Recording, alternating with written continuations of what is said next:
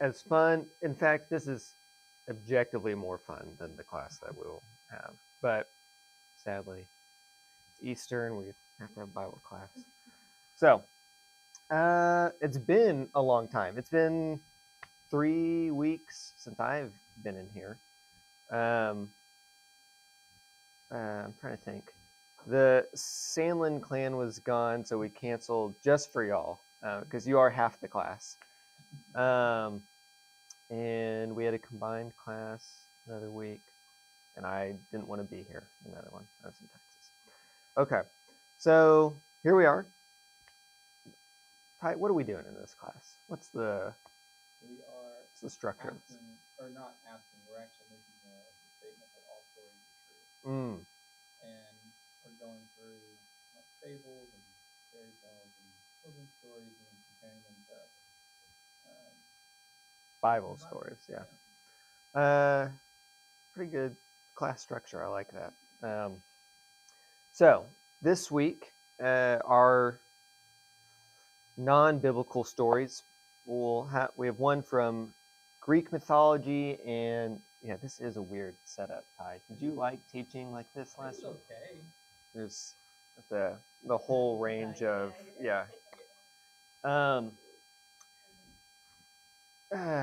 And then the other one is a German story, classic story. So the story of Prometheus. Who can tell me just like 2 things about Prometheus? What do we know?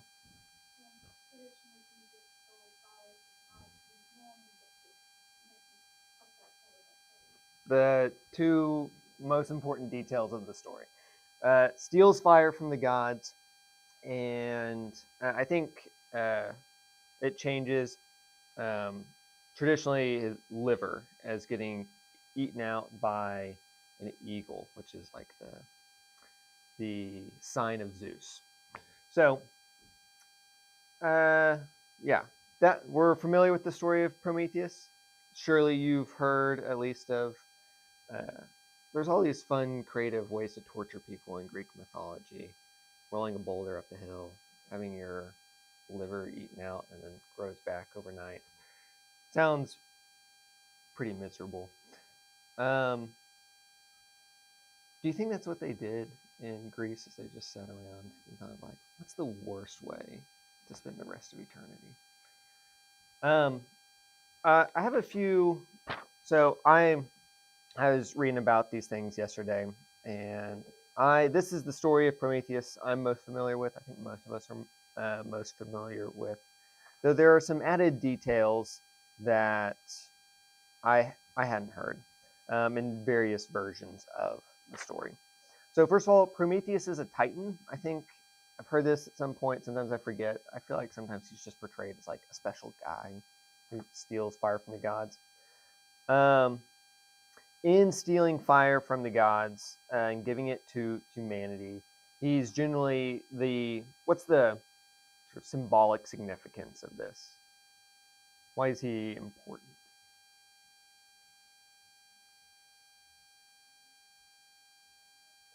So this is probably, I think, maybe intuitive for most of us and hard to articulate. That Prometheus is the importance of this is not just that he gives them fire. It's that with fire comes technology in the ancient world, and or maybe just knowledge generally, and specifically civilization. The ability to create Greek civilization in the world. And then, yeah, like we said, the punishment for Prometheus for stealing is that Zeus condemns him so that he is chained to a rock where an eagle comes and eats out his liver. And then it grows back overnight, and then it happens forever. So, also just a note about that in the ancient world, the liver is meant to be the seat of human emotion. So as we will sometimes talk about, like the heart is where you feel things. The liver for ancient Greece, that's where your feelings occur. and that's what's being plucked out. A few things about that is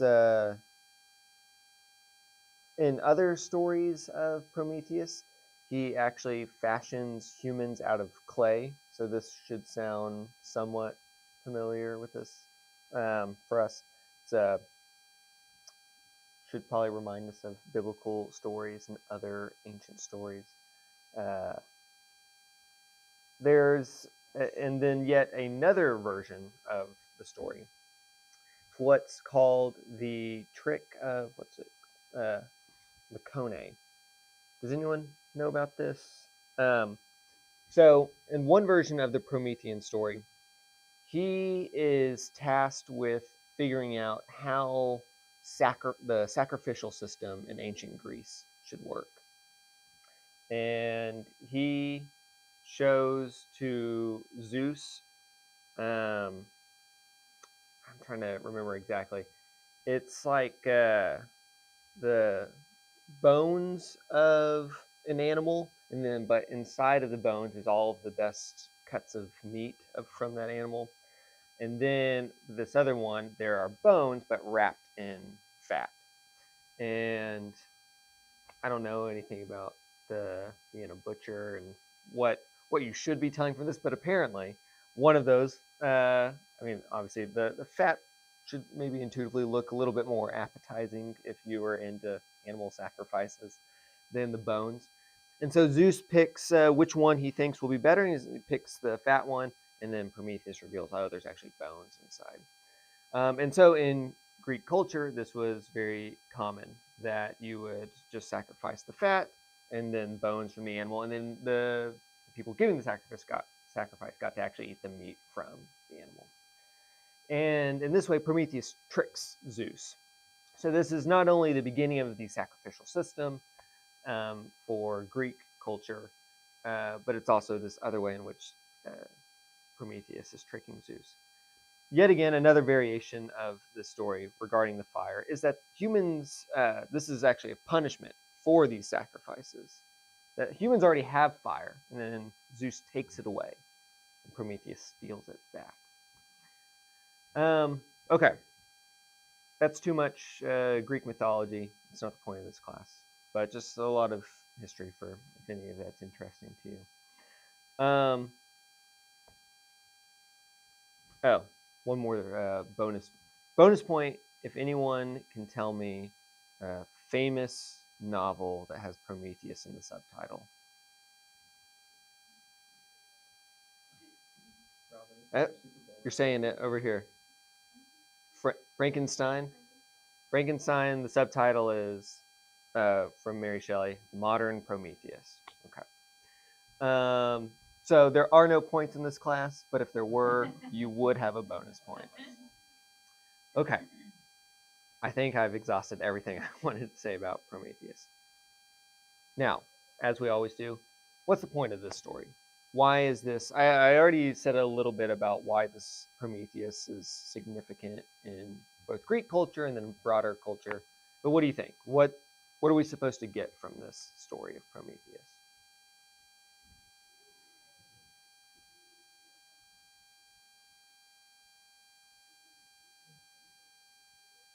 Have you heard the story of Prometheus told outside of just recounting Greek mythology before?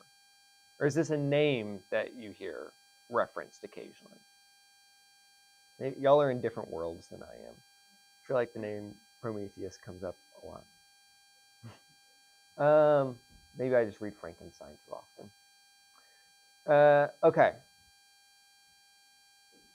So yeah, this is not a thing that we're as familiar with as I was maybe suspecting. So then it's just back on you. What do you think?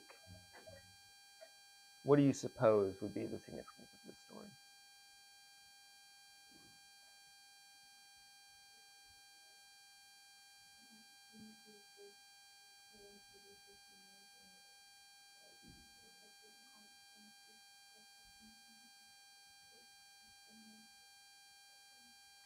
Yeah, so Prometheus is very much like a hero in the story. From the human perspective, and we're the ones telling the story. Prometheus is a good guy. He's giving us something in one version of the story, something that was taken away from us, and he steals it back. Or in another story, or in the more basic versions of the story, that we're not making a whole lot of progress, and Prometheus knows, okay, I can help these people out. I'll get them fired, get them going on the train of technology, get civilization going, and all of that sort of stuff. But crucially, in the story, he steals it from the gods. As we know, in Greek mythology, the gods are not always the best, but they're the gods nonetheless. And so, stealing from the gods, do we think that's a good thing or a bad thing? That was what I was wrestling with. Was like, it seems like he's the hero coming in and taking this. Just like he knows there's probably going to be consequence to it. So, how do you wrestle with like the consequence of the eternal punishment? Yeah. So, this is crucial. It's not only is he stealing from the gods, so that should already tip us off that something's maybe not ideal here. The story ends with just the worst punishment imaginable. And if this is like most of the stories we've looked at in this class, it's probably communicating that on purpose, that he's done something wrong here. At least, again, from the perspective of the gods, even if not for humans who are fans of eating. What do we think Prometheus could have done wrong here?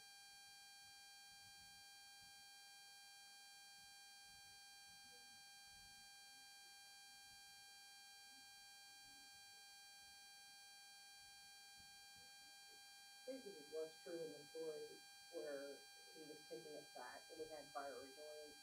The gods took it away, but just taking something that belonged to the gods and giving it to humans, which made humans like the gods. Yes. What story does that make you think of? And make living the tree of knowledge good nature. Yeah. We'll come back to this. So yeah, at the very least, he steals something. We're not fans of stealing generally. But also there's this grasping for something that's beyond our grasp, that's beyond us, something that's making us like the gods. I'll use a certain word for this later, but I'm going to move on to this. Does anyone have a guess for the German story that we're going to look at? I imagine we don't know that many German stories. Faust. Does anyone know the story of Faust, or like a 2-sentence version of it, like we got earlier for Prometheus? I've never read Faust. I don't know anything about Faust. I just know the premise of it, hence why it's in our class today. Let me read an abbreviated version to you.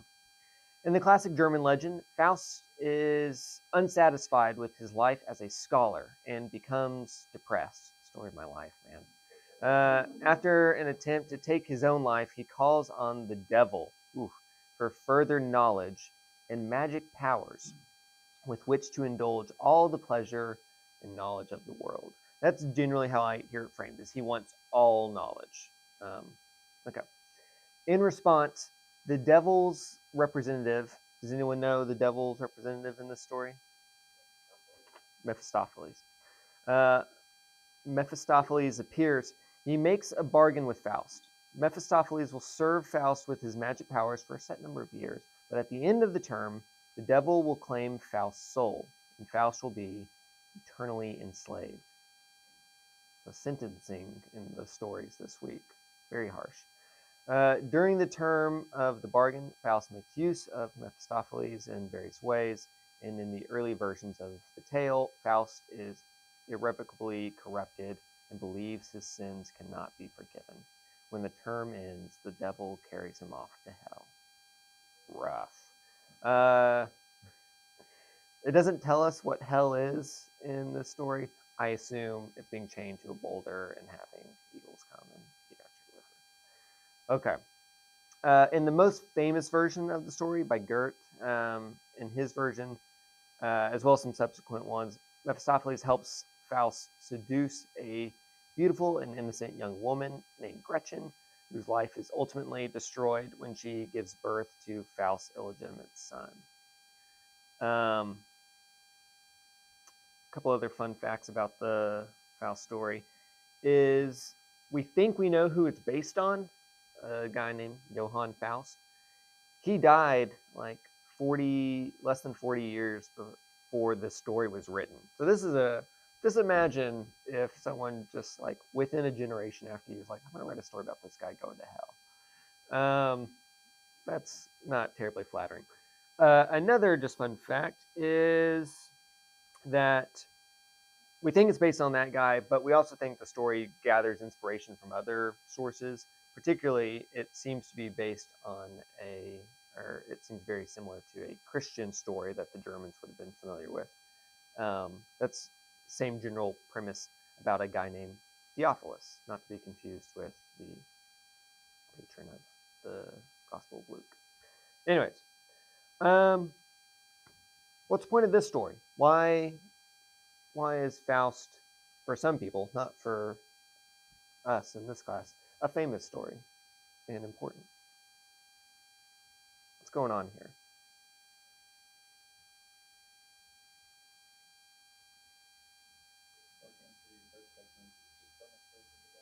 Don't make deals with the devil. That's really a lesson all of us need to learn. Yeah, we could move. We could just be done with class. What else do we think is going on? What does Faust do that is worth creating a legend and rehearsing the story? What's Faust's flaw?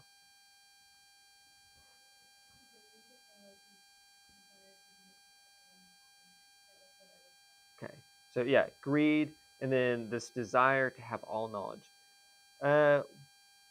Now here's the part of the class where y'all read my mind. What's our word for this? Or what's a word for this? I think there's probably a few.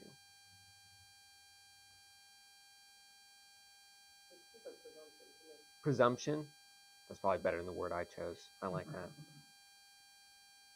that. Yeah, what I wanted our theme today to be was ambition. But feel free anytime I say ambition to sub in the word presumption. I think that's very good. Yeah, does that seem like a overlap between the Prometheus story and the Faust story? This stories of presumption or ambition, of wanting this thing that's beyond you.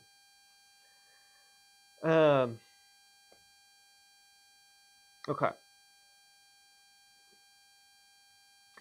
I figured we had way too much to get through.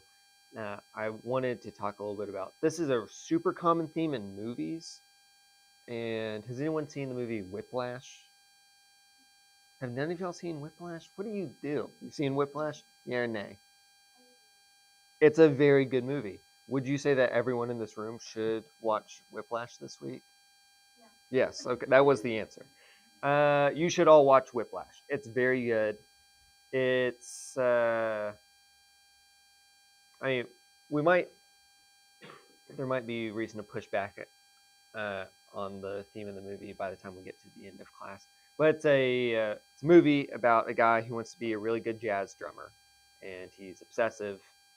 Have you seen this? I haven't, but you're aware of it. It's Miles Teller. It was his first big role, and who's the? Are you looking? J.K. Simmons. Thank you. I'm trying to think if this is like where he takes his first big like dramatic turn. See him as J. Jonah Jameson, the dad in Juno. Anyways, it's a great movie. You should all watch it. It's about ambition. Okay, but we're not going to talk about movies. We already talked about movies to begin class. The ambition, the presumption of making a live-action remake of an already timeless animated classic. This all works. Yeah, ties in. So I had written down Eden and the Tower of Babel, I think, as two of the most significant stories that mirror this Promethean and Faustian um, legends.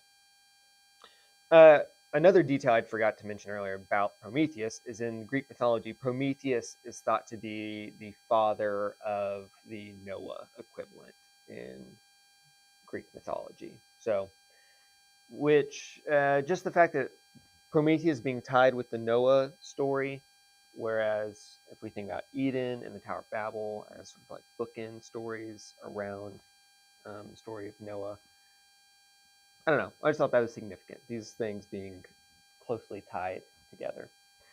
Um, but the Tower of Babel in stuff that I read is often tied together with Prometheus. These are very similar stories. You will see in theological writing that the term Babelesque and Promethean used often interchangeably. That these are meant to suggest similar themes, the Tower of Babel and Prometheus, of presumption, of grasping for things that ought to be beyond you, that are greater than you in some sense. But I'm interested to hear from y'all what I think there's probably a lot of stories in Scripture that have themes like this. What biblical stories can you think of that have to do with ambition? They don't necessarily have to be negative, but we'll see. What biblical stories can you think of besides Babel and Eden? I think the opposite sort of story of Faust is Solomon or Ecclesiastes. Okay. Solomon is given this request that he can make. What does he want and what does he wish for? Ultimate wisdom. But then in Ecclesiastes, he like goes through all the things that are in his in his grasp actually, and then he comes up with the opposite conclusion that is not taken away to heaven, but he realizes that God is something. Yeah. That's a yeah. I didn't even. I'd written down Solomon, but there's so many more parallels there. Ecclesiastes seems to parallel sort of that beginning part of the Faust story where he's just kind of bored with life and then he wants to make this deal.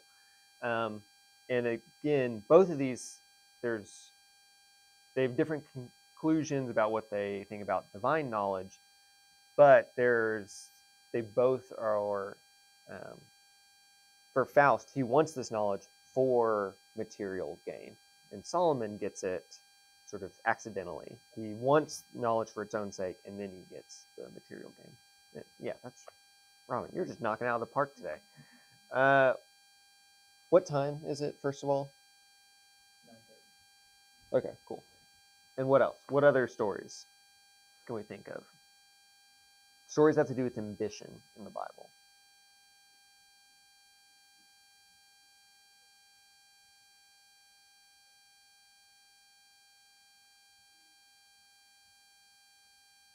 Does anyone have good ambition in the Bible?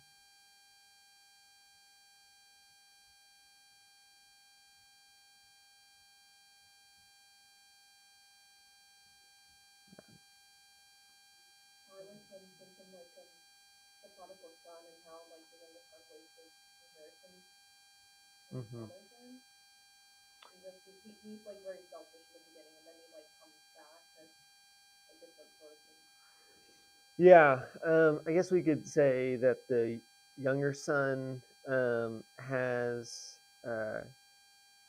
ambition to begin or presumption about ask for the father's his portion of the inheritance, and then that he's owed that, and then he goes off and squanders it. I like that. What else? Good.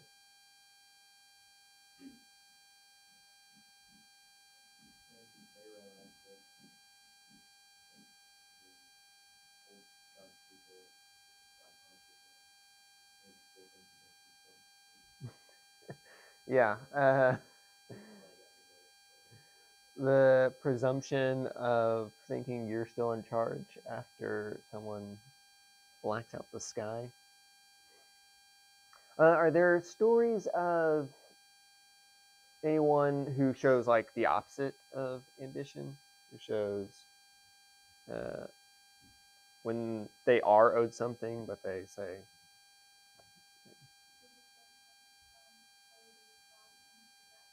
okay, so this is a really good example. It's Philippians 2, where it's very much the opposite of what we're talking about, where equality with God is something within Christ's grasp, but he doesn't treat it as something to be grasped. And then he's honored after the fact. That's how the end of that passage goes. What else? I think the apostles are often getting worship of God and saying, no, we're not God. But then there's, I think it's one of the Herods who the people did try to worship him as a God and he got them, and then he got eaten by worms. Yeah. I didn't write. That's a really good one. That one seems very Promethean. What else? I have. I feel like this is all throughout Scripture. That's why I'm making y'all keep going on this. So, I'd written down, in addition to some of the stuff we said, Saul. So a lot of these are just sort of tangentially related to ambition. So with Saul, he very much doesn't want to be king. So this would be in some way the opposite. We don't think that there's anything noble about how he approaches it, though, but he pushes off. He has a lack of ambition. David, we get similar but different in that he is anointed king. He is owed the kingship, but he resists until it's his rightful time. He doesn't want to take it from Saul, right? David also has a little bit of ambition in that he wants to build the temple later in his life, but again, God says, no, you're not the one suitable for this. So he has this ambition that's sort of met with a roadblock. Maybe one of the clearest examples is it James and John's mother who comes to Jesus and wants places of honor for her two sons. And how does that story end? She comes to Jesus. She requests this on behalf of her sons. Someone has homework. Don't pay attention to the rest of the class until you figured this out. How does that story end? Two other folks that I think have are complicated in this regard. Their stories involve ambition or presumption to some degree, but it's not really clear.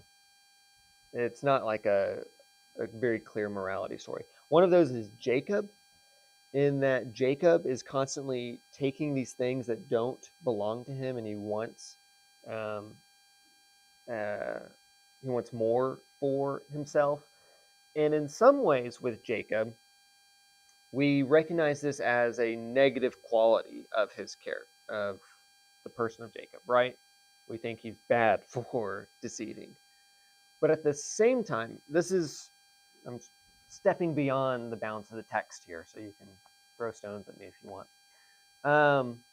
It seems to me that in the story, Jacob is a national hero for the children of Israel, for the Jews, and the namesake. And that in some ways, while they recognize this is not a great quality of his, that this is something that is shows him as clever in a way. So it's something like Prometheus in a way, where he's doing something that's wrong, but we also really like him for it. So there's a complicated relationship with Jacob and this ambition. Another person that I think is complicated is Gideon in this regard. That So we know the story of Gideon. He gathers up his army, goes and defeats the Midianites. And then afterward, they want to make Gideon king. And what does Gideon say to this? He says no. And he doesn't want to be king. But immediately after he says no, he says, tell you what, you give me all of your gold, and I'm going to do something fun with it. So they give him all of his gold. They give him all of their gold. And he makes what with that gold? An ephod. What's an ephod? Doesn't matter for our purposes, but it's like a breastplate that priests would wear.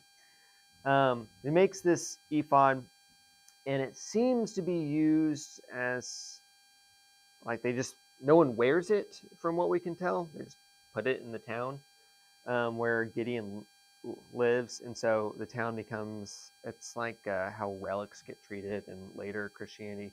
It becomes a place where people just come to travel to Gideon's town to see this golden ephod. And it very clearly raises the status of Gideon and his family. And then that's the next few chapters of Judges. It's about what happens in Gideon's family afterward. So we get this weird story of Gideon says he doesn't want to be king. He's not ambitious or presumptuous in that way, but then he does want something. This is very much, we see this in other stories, we won't go into that, of where someone knows the right things to say to not appear presumptuous, to not appear overly ambitious, but then they do secretly want to grasp at that power. And that's how I'm reading the story of Gideon. See that one as like ambition, but without taking on the responsibility. Oh, so the worst kind of ambition. Yeah, wanting just the gain from it without any of the work to go along with it. And then the last one I had written down was Christ, which we've already mentioned. Christ as sort of the obvious good side of this resisting of ambition. Or presumption. Okay. You want to end it again, John? Oh, yes. How does that story? So Christ asked, you don't know what you're asking. Are you able to drink the cup that I'm drinking? And said, we're able. But then he says, you will drink my cup, but sit at my right hand and my left hand is not mine to grant. It is for those for whom it has been prepared by my Father. And then, Jesus goes on and talks about, whoever would be great among you must be your servant. Whoever would be first among you must be your slave, even as the Son of Man came not to be served, but to serve and to give his life for the Okay. We could just end the class at that. That's Jesus talking about this very theme. So in some way, he accepts their ambition. Say, you can pursue this, but here are the consequences for it. And then he follows it up with, I also can't grant you these places of honor. And then he talks a little bit more about what it means to be, putting in terms of this class, not ambitious, to have a servant or a humble attitude. Does that seem like a fair interpretation? This is me just... Also left out an important verse. It says, Wait, did you just skip over it while you were reading? I did. I was like, okay. But then, and then when the 10 heard it, they were indignant with his brothers. I find it. Oh, that is, yeah. Is that the natural response to people of ambition? In fact, I'm curious to hear from y'all. This is how we're going to end class. It's talking about what ambition looks like for us. First of all, do you feel like you're ever indignant of people with ambition? 100%. I appreciate it. Does anyone else resonate with this?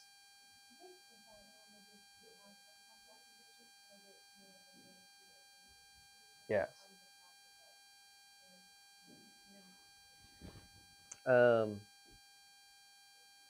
I can tell this story. One of my colleagues who's not married to anyone in the room, but he came and was talking with me and Mac about there's a professor at ACU, Brad East, who keeps up a blog and had written one of his more recent blog posts, had written down all of the different projects he has been working on in the last 6 months, and it's this long list of like books and articles and podcasts that he's doing. And this friend of ours comes and is talking about how, man, isn't this person, aren't they ridiculous? They probably don't spend any time with their family. Clearly very indignant about this Brad East guy and how great things are for him. I will say, I secretly was like, yeah, this guy sucks. To Mac's credit, he's like, oh, that's great. That's more stuff that we don't have to do. Good for him. Now we don't have to write the book on whatever. So yeah, I'm very much more in this ballpark of I get fairly indignant.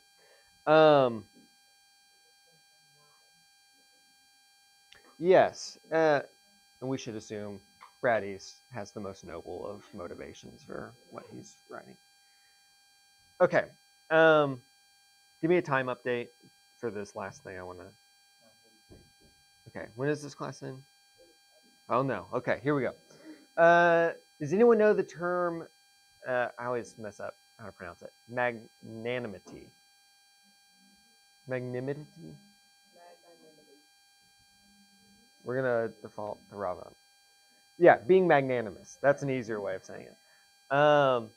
This is a virtue in, I think, out beyond Christianity, but certainly in medieval Christian thought, is a virtue to be a magnanimous person, and means great of spirit. Magna anima, great of spirit.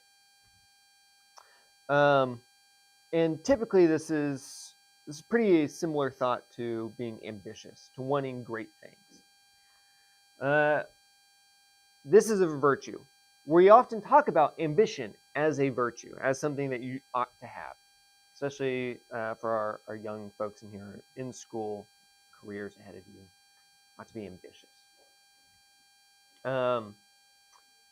How do we square that with this biblical account and with the Promethean and Faustian accounts?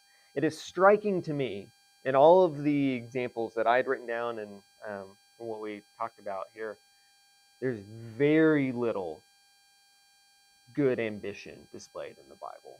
It was really hard to come up with any sort of good example. It's almost always someone is ambitious and this is viewed as a bad thing. How do we square that with being magnanimous? You five have to figure this out. Yeah, Oh, you've been saved. sorry. No. I thought you were just saying like in life. I was kidding. I feel like it always goes back to your why, like you were talking about. Like if your why is off, or like your why is not a healthy why, then the ambition ends up becoming like something that's going to trip you up or cause you to stumble. But if your why is on point, your ambition is like aimed in the right direction. But I don't know. The bell did ring. Are there other thoughts on this?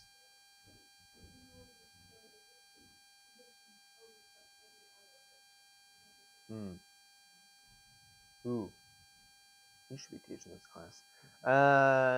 Yeah, so this is maybe a good thing in balance with everything else in life, but when it consumes all these other virtues or defeats all these other virtues, that's when it's gone astray. To me, this is really difficult. There's maybe a clear answer or like an obvious answer of, well, it has to be aimed at good things. That seems right. But even that, we don't, it's such a rare occurrence in Scripture of like, oh, they were ambitious for a good reason. There seems to be much more fear about just ambition in general. Maybe it's because it's a hard thing to balance. Maybe it is good in theory, but in practice it's hard to balance. But I do think that the story of Faust gives us a little bit of clarity here. The reason that he's ultimately condemned in the Faustian story is because he wants knowledge, worldly knowledge, when he should have wanted divine knowledge. That's the reason that he's condemned. And so I think this does reiterate the same idea that as long as our ambition is aimed at things of God, we're probably in a safe place. All right. This is a good class. Happy Easter. I'll see y'all in worship.